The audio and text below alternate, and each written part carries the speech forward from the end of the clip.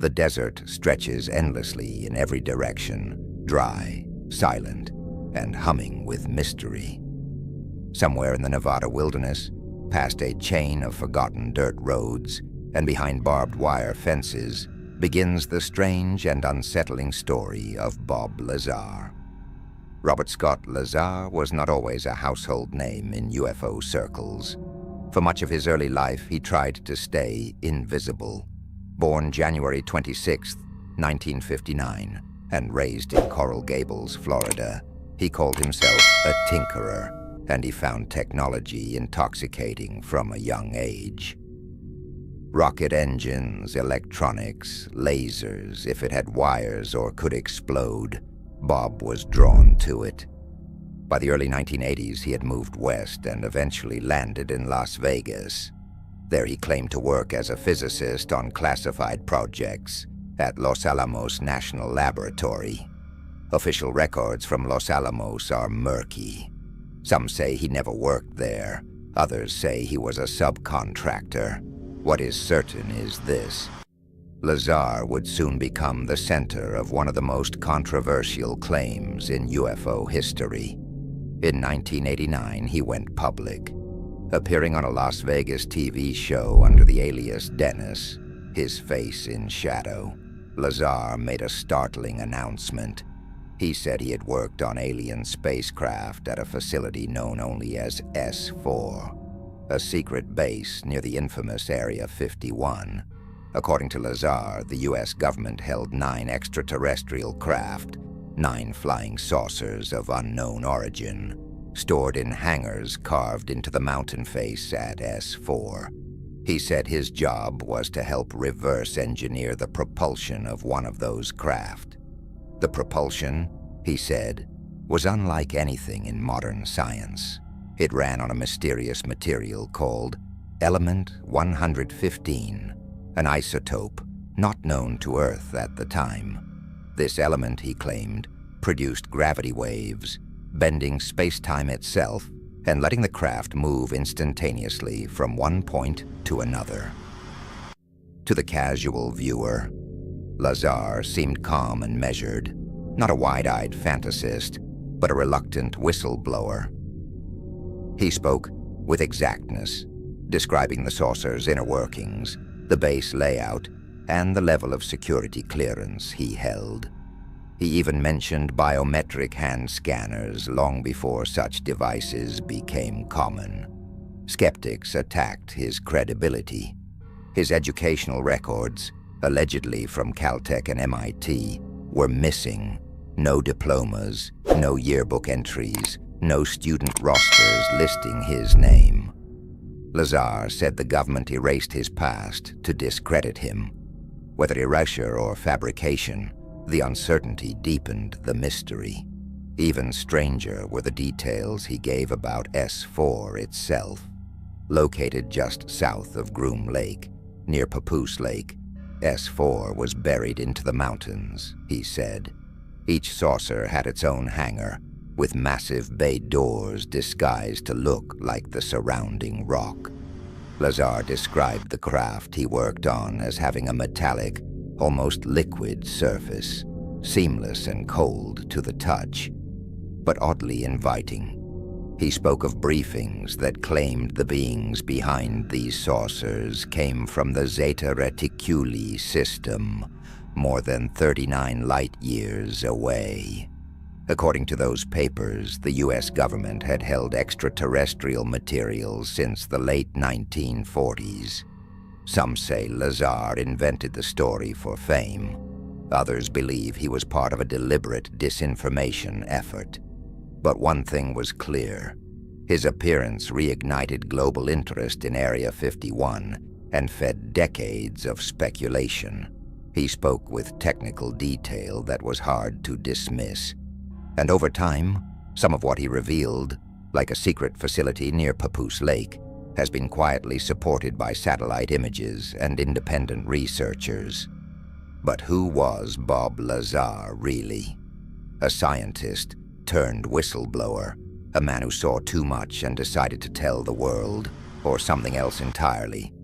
As we move deeper into this mystery, follow Lazar further into the desert, past checkpoints and cameras, into the darkness of S4, where the extraordinary might be true. The road to S4, Lazar said, felt like entering another world. After intense background checks, polygraphs, and security clearances, he was driven in a blacked-out bus from the outskirts of Groom Lake to the base itself.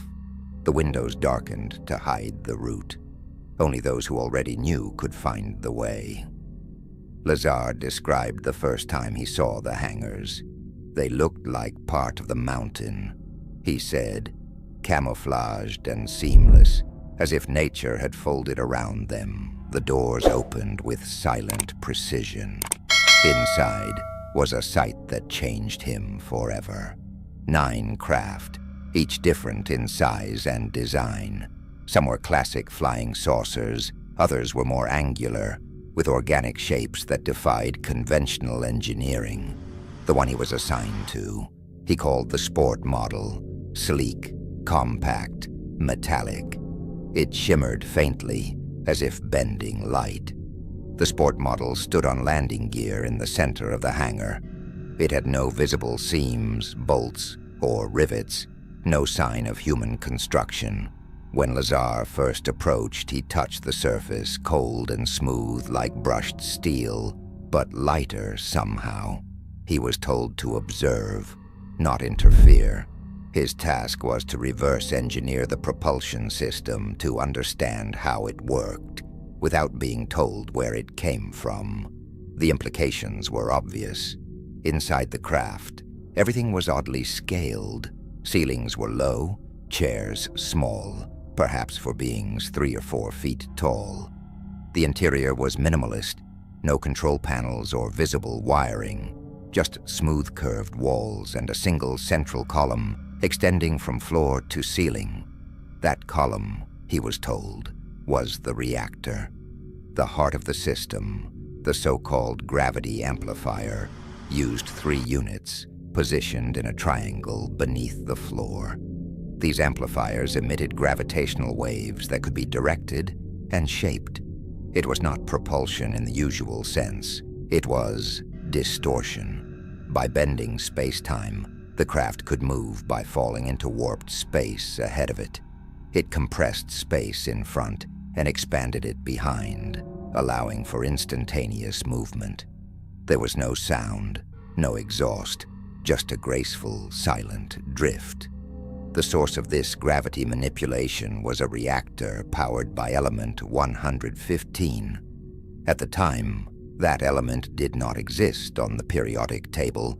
It had not been synthesized, yet Lazar said it remained stable inside the reactor, providing a powerful, compact source of energy that required no cooling and gave off no harmful radiation. Element 115, he claimed, was bombarded in the reactor, releasing anti-gravitational energy. That energy was amplified and sent through waveguides to the gravity amplifiers beneath the craft. The whole system, Lazar insisted, was centuries ahead of human science. He never said he fully understood it. His team was compartmentalized. He could not talk to engineers studying the craft's metallurgy or those working on control systems. Everyone had a narrow focus. The left hand rarely knew what the right hand was doing. That isolation made him uneasy. He described an atmosphere of paranoia. Armed guards patrolled corridors, conversations were monitored, employees were warned never to discuss work off-site. Infractions met with immediate termination or worse. Once, Lazar said he watched a live test. The sport model lifted, hovered, then zipped off at an angle that defied inertia. It moved like a leaf in water, fluid and unpredictable. The craft made no noise, only a faint vibration felt in the chest, like a distant turbine. Watching it, Lazar realized this was not technology stolen from a rival nation. It was something else, not of this earth. Over weeks, his understanding grew, but so did his fear. He began to feel watched. Even outside the base, helicopters over his home, cars parked on his street with blacked-out windows. He worried that even talking to his wife might cost him his life. So he did something risky. He brought friends to the desert. Bob Lazar knew he was breaking his clearance rules. He knew the consequences could be severe, but curiosity and fear mixed into a force he could not ignore. He had seen something beyond imagination, and he wanted witnesses. One night he gathered a small group of friends, including fellow physicist Gene Huff and Huff's then wife, Carol. They met outside Las Vegas and drove into the vast Nevada desert. Their spot overlooked Papoose Lake, just south of the Groom Lake complex, where Lazar said test flights often occurred. He chose Wednesday night on purpose. According to him, tests happened midweek after dark when fewer eyes were watching. With camcorders and binoculars, they settled into the night, cloaked by darkness, and then they saw it. A glowing orb rose above the mountains, bright and silent. It hovered, then darted at impossible angles, up, sideways, down. Its motion was unlike any known aircraft, smooth and fluid, without inertia, just as Lazar had described. The group filmed what they could, shaky footage of small glowing lights against black sky. For them it was confirmation. Lazar was not lying. They had seen something no one was supposed to see. But their trips did not go unnoticed. On another outing, they were intercepted. Armed military personnel emerged from the darkness, detaining them, taking names and seizing cameras. Lazar was brought in for questioning. They presented transcripts of his phone calls, proof that his communications were monitored, and warned him never to return. The message was clear. His involvement with S4 was over. But the surveillance did not stop. He was followed, harassed, threatened. In those tense days, Lazar made a fateful choice. If the government intended to silence him, he would speak first, loudly and publicly. He reached out to George Knapp, an investigative reporter at Las Vegas station KLAS. Knapp had tackled strange stories before, but nothing prepared him for Lazar. In a televised interview that shook the world, Lazar appeared with his face obscured, voice altered, and he detailed everything. S4, the craft, gravity propulsion, element 115, and the strict compartmentalization of the operation.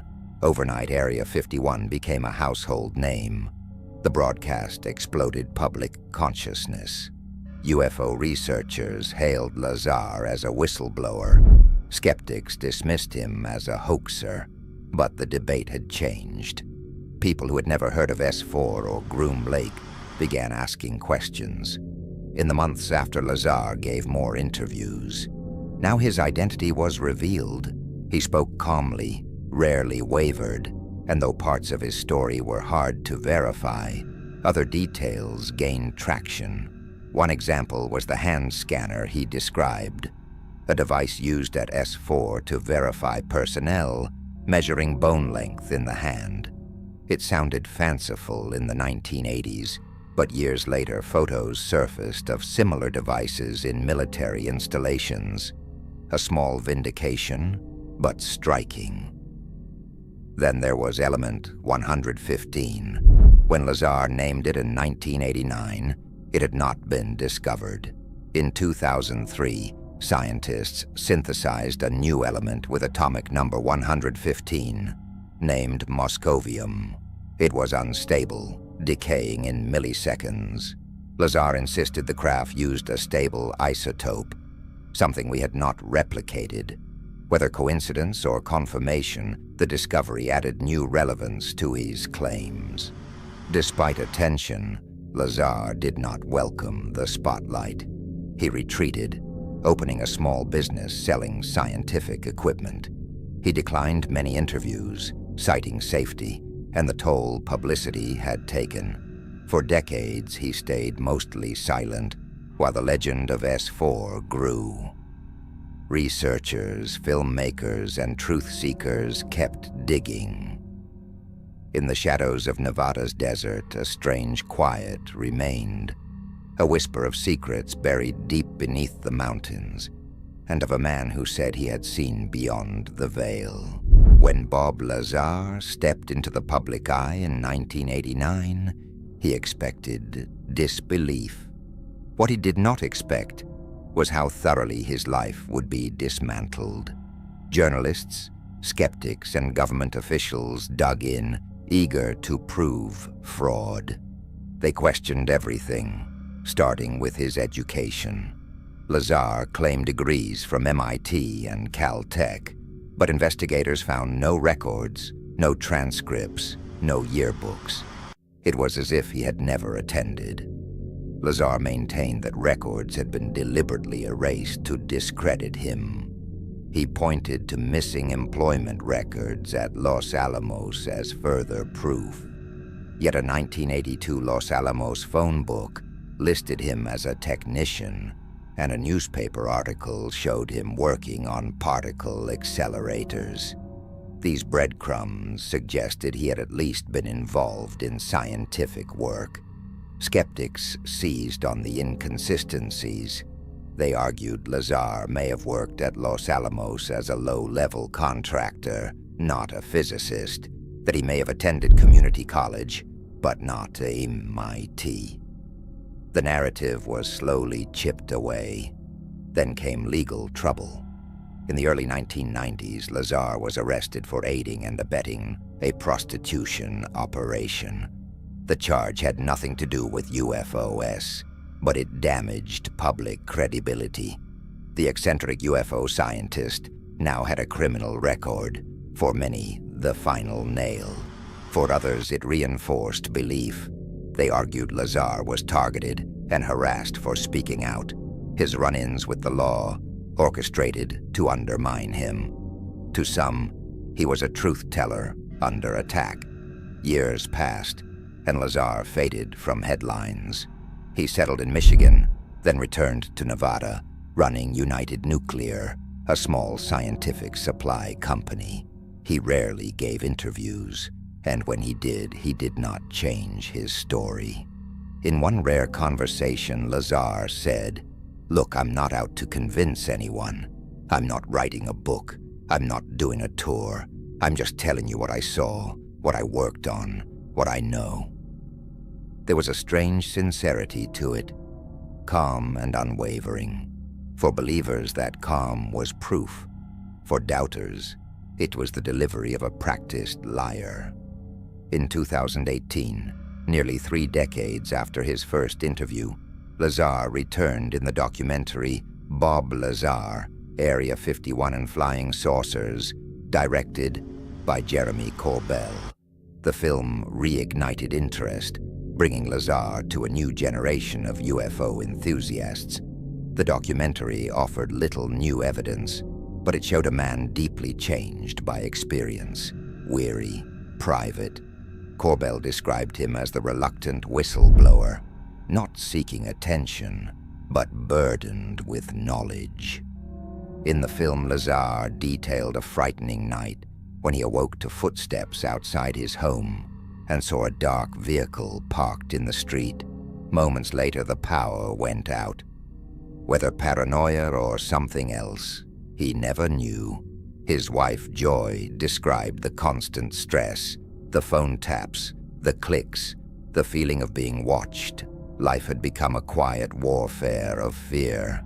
Still, Lazar insisted he had no regrets. "If I could go back, I probably wouldn't change anything. I didn't ask for this, but I won't lie about what I saw." That line echoed across forums and films for years. By now, his story had become legend. For some, the man who opened the door to black-budget alien research. For others, a clever hoaxer with enough technical know-how to make it convincing. But the most interesting question might not be whether Lazar was truthful, but why his story resonated so deeply and for so long. Maybe it is because his tale touches something primal, a need to know what's out there, a hope we are not alone, and a fear that answers are withheld. As Lazar's story settled into public view, attention shifted to the science. Was any of it remotely possible? Could the technology he described fit within known physics? The centerpiece was the alien reactor, smaller than a basketball, able to generate its own gravitational field. He said it ran without conventional fuel, producing no emissions, no heat, no sound. At its core, element 115. In 1989, element 115 was theoretical, part of the so-called island of stability on the periodic table. Lazar said it fueled gravity amplifiers, small spherical devices that bent space-time, letting the saucer slip between points. The reactor, he explained, created a distortion bubble, a gravitational lens that pulled the craft forward. Instead of propelling through atmosphere, the ship altered space. It did not move. It fell through warped space. The implications were enormous. Lazar described the craft hovering, emitting a deep hum and a faint glow. He was told that only certain humans, those with particular neurological wiring, could pilot it. The interface, he claimed, was as much mental as mechanical. The propulsion was gravity-based, not combustion or magnetism, a capability modern physics finds nearly impossible to manipulate on that scale. Yet Lazar insisted it worked. He had seen it. In 2003, scientists synthesized element 115, Moscovium, but it was highly unstable, decaying in milliseconds. Skeptics said that proved Lazar wrong. How could a stable isotope be harnessed if it cannot exist? Lazar countered that the synthesized sample was not the same, that the version he worked with was an isotope not found on Earth, perhaps native to another star system. In any case, it was beyond current human production. Lazar admitted his limits. He did reverse engineering on systems far beyond human design, and he did not fully understand them. He compared it to giving a motorcycle to someone from the 1800s. The gravity amplifier, he said, bent light, making the craft nearly invisible when engaged. During a test, the saucer lifted, tilted, and accelerated instantaneously, with no inertia or resistance. Onboard systems created a gravity field that decoupled the ship from Earth's gravity. He described the craft flying belly first, not nose first, with amplifiers mounted on the underside, focusing forward, so the ship effectively fell in the desired direction. It broke every aerodynamic principle known to physicists. If true, such a craft would rewrite propulsion rules, make combustion engines and rockets obsolete, and if scalable, enable interstellar travel. But gravity is not something we manipulate casually. Despite Einstein and advances in gravitational wave detection, humanity has never generated a usable gravity field. Lazar's claims stood alone, unsupported, yet tantalizing. He explained physics with quiet conviction, diagramming amplifiers, reactors, and waveguides, describing how the distortion bent space and time. Skeptics called it techno-babble, a stringing together of jargon to mask lack of evidence. Others saw a glimmer of truth. Lazar spoke like someone who had wrestled with alien technology, humbled and overwhelmed. And while some dismissed his science, a new fringe of engineers and inventors probed the edges of propulsion. Projects exploring inertial dampening and exotic matter sprang up in labs and basements. Lazar had planted a seed that continued to grow quietly in the minds of those who believed we had only begun to explore what is possible.